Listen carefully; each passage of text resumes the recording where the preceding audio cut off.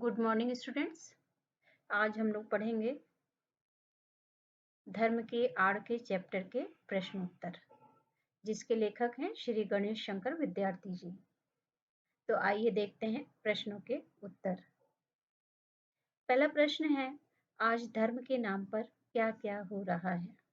जैसा कि आपने चैप्टर में पढ़ा, आज धर्म के नाम पर उत्पात किए जाते हैं, जीत की जाती है और आपसी झगड़े करवाए जाते हैं। प्रश्न नंबर 2 है कि धर्म के व्यापार को रोकने के लिए क्या उद्योग होने चाहिए। धर्म के व्यापार को रोकने के लिए हमें कुछ स्वार्थी लोगों के बहकावे में नहीं आना चाहिए। हमें अपने विवेक से काम लेते हुए धार्मिक उन्माद का विरोध करना चाहिए। प्रश्न नंबर 3 है, लेखक के अनुसार स्वाधीनता आंदोलन का कौन सा दिन सबसे बुरा था। आजादी के आंदोलन के दौरान सबसे बुरा दिन वो था जब स्वाधीनता के लिए खिलाफत, मुल्ला मौलवियों और धर्माचार्यों को आवश्यकता से अधिक महत्व दिया गया। नेक्स्ट क्वेश्चन है, साधारण से साधारण आदमी तक के दिल में क्या बात अच्छी तरह घर कर बैठी है। अति साधारण आदमी तक के दिल में यह बात घर कर बैठी है कि धर्म और ईमान की रक्षा में जान देना उचित है, जान दे देना उचित है। नेक्स्ट क्वेश्चन, धर्म के स्पष्ट चिन्ह क्या हैं। आपने पाठ में पढ़ा और हमने आपको एक्सप्लेन भी किया है कि धर्म के 2 ही स्पष्ट चिन्ह हैं, शुद्ध आचरण और सदाचार। अब ये थोड़े डिटेल में आंसर थोड़े से बड़े हैं, जो भी आपने 1 और 2 लाइन के आंसर दिए उसमें उससे थोड़े से बड़े हैं प्रश्न। पहला प्रश्न है, चलते पुर्जे लोग धर्म के नाम पर क्या करते हैं। उत्तर है, चलते पुर्जे लोग अपने स्वार्थ की पूर्ति एवं अपनी महत्ता बनाए रखने के लिए भोले भाले लोगों की शक्तियों और उत्साह का दुरुपयोग करते हैं।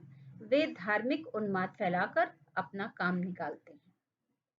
तो आपने देखा बच्चों कि ये थोड़े से बड़े हैं, जो आपने 1 और 2 लाइन के आंसर देखे थे पहले। दूसरा प्रश्न है कि चालाक लोग असाधारण आदमी की किस अवस्था का लाभ उठाते हैं। चालाक आदमी साधारण आदमी की धर्म के प्रति अटूट आस्था का लाभ उठाते हैं। वे अपने स्वार्थों की पूर्ति के लिए ऐसे आस्थावान धार्मिक लोगों को मरने मारने के लिए छोड़ देते हैं। प्रश्न नंबर 3, आने वाला समय किस प्रकार के धर्म को नहीं टिकने देगा। उत्तर है, कुछ लोग ये सोचते हैं कि 2 घंटे का पूजा पाठ और 5 वक्त की नमाज पढ़कर हम हर तरह का अनैतिक काम करने के लिए स्वतंत्र हैं।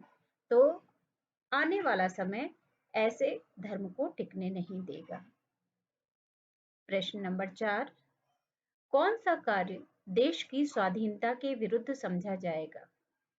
उत्तर है, देश की आजादी के लिए किए जा रहे प्रयासों में मुल्ला, मौलवी और धर्माचार्यों की सहभागिता को देश की स्वाधीनता के विरुद्ध समझा जाएगा। लेखक के अनुसार धार्मिक व्यवहार से स्वतंत्रता की भावना पर चोट पहुंचती है। नेक्स्ट क्वेश्चन, पाश्चात्य देशों में धनी और निर्धन लोगों के में क्या अंतर है। जैसा कि आपने पाठ में पढ़ा, पाश्चात्य देशों में धनी और निर्धन के बीच घोर विषमता है। वहां धन का लालच दिखाकर गरीबों का शोषण किया जाता है।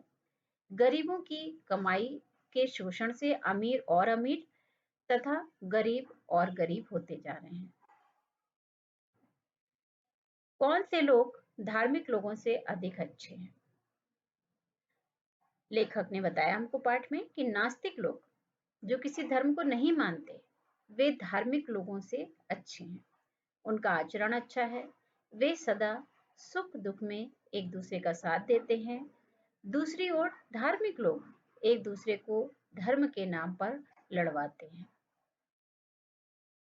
अब और डिटेल में हमको आंसर देने हैं। अभी आपने 4-5 पंक्तियों में उत्तर देखे, पहले खंड में आपने 1-2 लाइन में उत्तर देखे थे। तो अब हम और डिटेल में आंसर देखते हैं कि क्या है प्रश्न नंबर 1।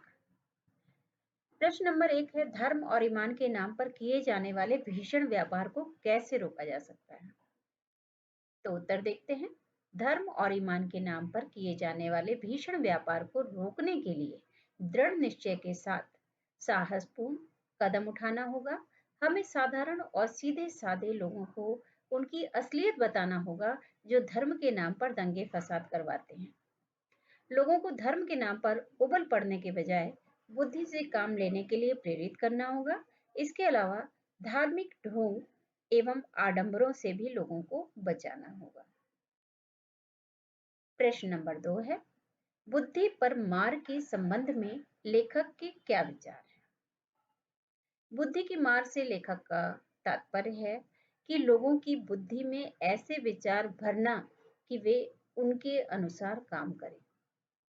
धर्म के नाम पर, ईमान के नाम पर लोगों को एक दूसरे के खिलाफ भड़काया जाता है। लोगों की बुद्धि पर पर्दा डाल दिया जाता है। उनके मन में दूसरे धर्म के विरुद्ध जहर भरा जाता है। इसका उद्देश्य खुद का प्रभुत्व बढ़ाना होता है। नेक्स्ट क्वेश्चन है, लेखक की दृष्टि में धर्म की भावना कैसी होनी चाहिए? लेखक की दृष्टि में धर्म की भावना ऐसी होनी चाहिए जिसमें दूसरों का कल्याण निहित हो। ये भावना पवित्र आचरण और मनुष्यता से भरपूर होनी चाहिए। इसके अलावा प्रत्येक व्यक्ति को अपना धर्म चुनने, पूजा पाठ की विधि अपनाने की छूट होनी चाहिए। इसमें हस्तक्षेप नहीं करना चाहिए। धार्मिक भावना पशुता को समाप्त करने के साथ मनुष्यता बढ़ाने वाली होनी चाहिए। क्वेश्चन नंबर 4, महात्मा गांधी के धर्म संबंधी विचारों पर प्रकाश डालिए। अब महात्मा गांधी कैसे धर्म को मानते थे? महात्मा गांधी अपने जीवन में धर्म को महत्वपूर्ण स्थान देते थे। वे एक कदम भी धर्म के विरुद्ध नहीं चलते थे, परंतु उनके लिए धर्म का अर्थ था ऊंचे विचार तथा मन की उदारता। वे कर्तव्य पक्ष पर जोर देते थे। वे धर्म के नाम पर हिंदू मुसलमान की कट्टरता के फेर में नहीं पड़ते थे।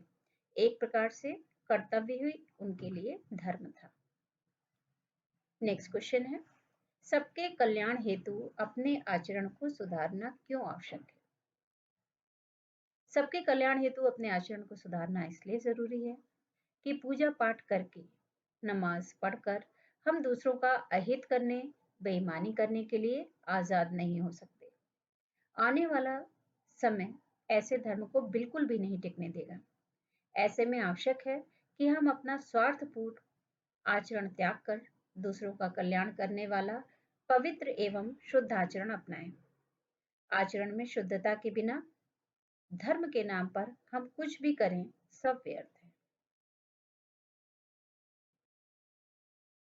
नेक्स्ट क्वेश्चन है, आशय स्पष्ट करना है हमको। क्या प्रश्न है हमारा आशय स्पष्ट करने के लिए कि उबल पड़ने वाले साधारण आदमी का इसमें केवल इतना ही दोष है कि वह कुछ भी नहीं समझता बूझता और दूसरे लोग उसे जिधर जोत देते हैं उधर जुट जाता है। उक्त कथन का आशय है कि साधारण आदमी में सोचने समझने की अधिक शक्ति नहीं होती। वह अपने धर्म संप्रदाय के प्रति अंधी श्रद्धा रखता है। उसे धर्म के नाम पर जिस काम के लिए कहा जाता है वो उसी काम को करने लगता है। उसमें अच्छा बुरा सोचने विचारने की शक्ति नहीं होती। दूसरा प्रश्न है, दूसरा आशय स्पष्ट करना है। यहाँ है बुद्धि पर पर्दा डालकर पहले ईश्वर और आत्मा का स्थान अपने लिए लेना और फिर धर्म, ईमान, ईश्वर और आत्मा के नाम पर अपनी स्वार्थ सिद्धि के लिए लोगों को लड़ाना भिड़ाना। अर्थात भारत में कुछ लोग अपने स्वार्थ पूर्ति के लिए लोगों का बौद्धिक शोषण करते हैं। वे धर्म के नाम पर तरह तरह की विरोधाभासी बातें साधारण लोगों के दिमाग में भर देते हैं और धर्म के नाम पर उन्हें गुमराह कर उनका मसीहा स्वयं बन जाते हैं। इन धर्मांध लोगों को धर्म के नाम पर आसानी से लड़ाया भिड़ाया जा सकता है। कुछ चालाक लोग इनकी धार्मिक भावनाएं भड़काकर अपनी स्वार्थ पूर्ति करते हैं।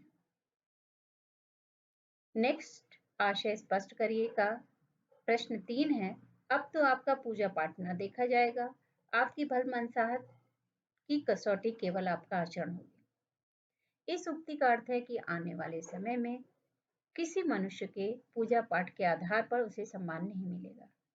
सत्य, आचरण और सदाचार से भले आदमी की पहचान होगी। नेक्स्ट आशय स्पष्ट करो है, तुम्हारे मानने ही से मेरा ईश्वरत्व कायम नहीं रहेगा। दया करके मनुष्यत्व को मानो, पशु बनना छोड़ो और आदमी बनो।